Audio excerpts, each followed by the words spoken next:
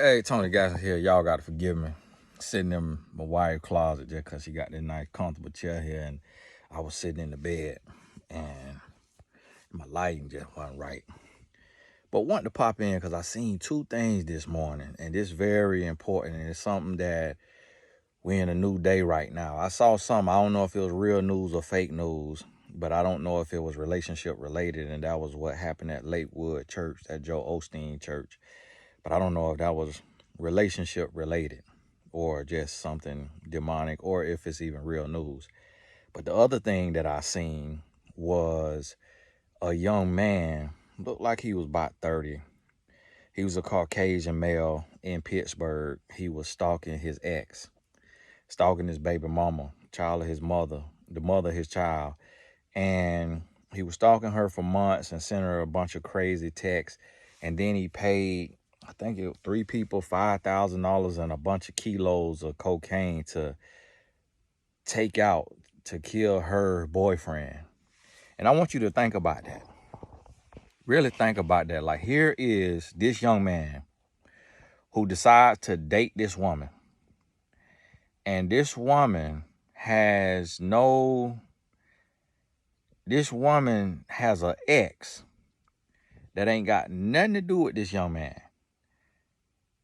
And this man lose his entire life because of another man being jealous and insecure. And the reason why I point out that he Caucasian is because he looked like this y'all lobster imposter. Cause we in this thing of smear black men, and black men is the worst, and the white man is the heaven, and the white man is the savior. I want some lobster and pasta. Got a white boy on the roster. And so this a young white man. He looked like a wannabe Travis Kelce. The picture of him looked like a wannabe Travis Kelce out of Pittsburgh, Pennsylvania. Oh, this the dream. Oh, this the dream. That's why I try to tell you, a man is a man. A man is a man. It don't matter his color. It does not matter his race. A man is a man. If he crazy, he gonna be crazy as a black man. He gonna be crazy as a white man. He gonna be crazy as an Asian. He gonna be crazy as a Hispanic. A man is a man. If he lazy, he gonna be lazy regardless of his race. If he abusive, he gonna be abusive regardless of his race. It ain't about race. It's about his character. And that's what I try to tell you. And you have to recognize the red flags. You got to recognize the red flags. So one of the red flags is jealousy. If a man gets extremely, and when I say jealousy, we talking about extremely jealous to where he by pouting, he by crying, or he just really acting out when you go hang out with your friend. When you talking to your mama, that's a red flag. You're going to have, and I'm going to be honest with you, a lot of these little signs, almost every human show them. But you have to call it out. Because if it's not called out, if it's not checked early, and you feed into it, and you play into it, you're going to help create a monster. So that jealousy. Another red flag is control. Telling you what to wear, what you cannot wear, where you can go, where you cannot go, who you can talk to, who you cannot talk to. That is a red flag that has to be called out and eradicated immediately. Now, understand when I tell you, majority of this stuff is done by humans of all races, all ages, all colors, from kindergartners all the way up to 80 years old. So it's not that drop everything and run. A relationship is not about drop everything and run. It's about call it out and don't let me see it again. If it happened a first time, we call it a mistake. It's human. If it happened a second time, we call it a choice. If it happened a third time, we call it a habit. And at that point, that third time, that's the strike. You struck out. Because if that habit go a fourth time, fifth time, sixth time, that's how that young lady boyfriend lost his life. Now, the thing about it is, the man claimed to love her now. He's saying he loved her because he spared her. He let her live. But he took what she loved, her boyfriend, took his life. Now, what angers me is he got 22 years, up to 54, but they're going to let him out at 22. And my uncle doing 27 years for $20 worth of drugs. That's the justice system right there. Yeah, real story now, true story in the state of Florida now. True story. This man they gave him 3rd-degree murder because they saying I'm guessing he didn't do it. He paid somebody else to do it. So they giving him 3rd-degree murder, which is another hogwash. It's like, no, that's 1st degree. Because he the one planned it. He the one set it up. Don't let that man, them 3rd degree. But that's the thing. So imagine that. Imagine you move on from a relationship because you drug it out too long, dealing with a psycho, dealing with somebody that's crazy, deranged, jealous, insecure. You move on with your life. You think you got a fresh start. You move on with your life. Your new boyfriend gets killed. So now it proves his mama or his sister or his family, everything, anybody who had something to say, it proved them right. Because they like, I told you was with trash. I told you she was trash. I told you she was worthless. I told you she was sorry. I told you she was this. But he said, forget all y'all, I'ma love her. And now here, you done got the man killed because of your crazy, deranged ex. This the type of, you got to accept the ownership hypothetically so it don't happen literally.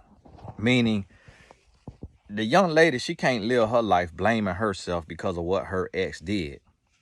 We're not talking about her specifically. We talking about you. Before it happens, so it don't happen, when you're going to take the red flags that you see way more serious. Everything that show up, you're going to take it way more serious because you don't want what happened to her to happen to you. But if you don't take it serious, what happened to her will happen to you. Now, if you not in the news, this is happening every day. And that's another thing why I say this, why I do the messages that I do, this the way I talk, because this happening more often with men taking the lives of a woman or her new lover than it does with women. And that's what I try to tell men is take the cucumber out your butt. Stop getting mad about real life tough messages because this gonna save your life and it could save your sister life, your mama life. And so guys who is coming and hating on my message don't realize that while they in the red, swallowing red pills and playing with dildos and watching porn, I'm over here saving their sister and their mama life, giving them game so that they don't get trapped up, traped up, tapped up. And this is what you have to be mindful of, because what does the saying say? An ounce of prevention weighs more than a pound of cure. You got to have that ounce of prevention. Look like my wife just got home with my coffee and my breakfast. So I got to go at 10 minutes here. So listen to me. Jealousy, control, clinginess. That's another one. Too clingy. Won't let you have no free time. Won't let you step away. I keep getting distracted. My wife got some real fresh new shoes. I'm like, keep distracting. I'm looking at them nice new shoes. I ain't never seen them blue ones right there. Like, is that UCLA colors? I'm like, why do I hear you a little bit? Like, I'm finishing my video. It's just my outfit. This is my house clothes. What's she laughing at? I ain't getting ready to look good for nobody. Start. Yeah, finishing up. Get out my closet. Yeah, the lighting was bad in the bed, so I had to come in here. We can go in there. Going well. Take this. This is my new one. I think this is Okay. better. I'm on a real serious topic right now about Okay, the young man here. took somebody's life. What's that? Isn't it better? Like not so sweet, but still Okay, yeah, that tastes good. blonde. Yeah, that tastes good. Hey, go ahead now. I'm trying to finish up. So Washington came in here and distracted me, y'all. Y'all got to forgive me. But just what I was saying, just replay it because she just standing here, so I can't finish my video. So what I was saying, just listen to it 3 times. And this the rule of thumb I want you to get is, go ahead. Okay, close the door. Last time I was in here, somebody, you just want to show off your wife's stuff.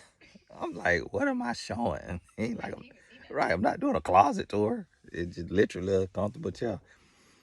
And so last time I was in here, somebody got a peek of this Louis Vuitton, which is a vintage Louis Vuitton thing. Like, it's not even expensive. You just wanted us to see that Louis Vuitton. I was, blah, hush. I ain't got to show nothing off. And so listen, take what you see. Hey, I'm thinking she gone. She's standing at the door. Look at him. Take whatever you see early on and multiply it by 3. Because whatever you have to deal with early on, when you get comfortable and complacent in a relationship, is going to be 3 times worse. So if you do the multiply by 3 and you can't handle it at that, like that person is overbearing for you, like you just can't do it, then that's a sign that, okay, this ain't gonna work. Especially when you notice the person does not try to grow, does not try to change.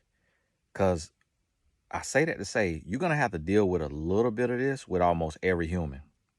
It's just what I've found. It's like I've never really found, like, for example, if I hear somebody say, well, this person isn't controlling, this person isn't jealous, they show no jealousy, they show whatever. Like, if you never have to deal with that, it's typically the person is on drugs. Like they smoke a lot of weed, or they pop pills, or they gamble a lot, or they into something. Like, you rarely gonna have a human that's not gonna have a twinge of jealousy, or a twinge of insecurity, or a twinge of just something. And so, but when it's just a little sprinkle of it, it means that they're dealing with their past trauma. They're dealing with their past pain. And you call it out, and if they could say, you know what, you're right, that's not wrong, that's not right of me, and like I need to grow, I need to change that. Now you got somebody you dealing with. So then over the next 3 to 6 months, you see if this stuff surfaces again. And if not, now you know you got somebody that's willing to grow, to learn, to change, to heal, and they just a human on their journey. So we're not asking for perfection here. What we're asking is for progression. And if you have that, then you have something, because I've been my fair share of crazy in my life, and almost everybody I've ever met has been their fair share of crazy in their life. So you know that personally because you know yourself. You know you have your fair share of crazy. So we all have our ways, but the key is, are you willing to grow? Are you willing to change? And if so, then you can make something work. Hey, this Tony Gaslin. God bless you. Listen to this 2, 3 more times. Get this in your spirit, and make sure that you start the process as you dating in your relationship right now. If you're not married, if you dealing with outbursts of and it's craziness, and you get scared and you get worried, the longer you stay is like winding up a jack in the box. Like, you got to go, because the longer you stay around, you wind in that jack in the box. And what does the jack in the box do after it's been wound up for too much? It eventually explode out that box. And so what happened is, this young lady got with this man. He showed this insecurity. He showed this craziness. He also living an illegal lifestyle out there selling drugs. And she stayed with him. She dealing with this drug dealer. He want to be cool. He want to be a wigger. he fake, he flaw, he soft, he a punk, and she didn't realize what that turns into. She just thought, oh, this Eminem, it's cool. No, that's insecurity and I'm gonna tell you this, and remember this rest of your life now. An insecure man, meaning I ain't talking about no little bit of insecurity. Oh, my head too little, my head too big, my eyes too far apart. I ain't talking about that little bit of insecurity. I'm talking about the insecurity where it's crippling, like that insecurity to where the man just so, I mean, he got everything. I mean, he just all over you all the time. Like y'all on the phone 8 hours a day. You know, you can't do nothing, can't breathe. And that's how it gets sometimes. An insecure man is the most dangerous man on the face of the planet. When we go into our insecurity as men, we become the most dangerous. Never, ever, ever feed it, stoke it, provoke it, play with it. You got to remove yourself, or you're going to get removed from the face of this earth. Hey, this Tony Gas, and God bless you. We'll talk soon.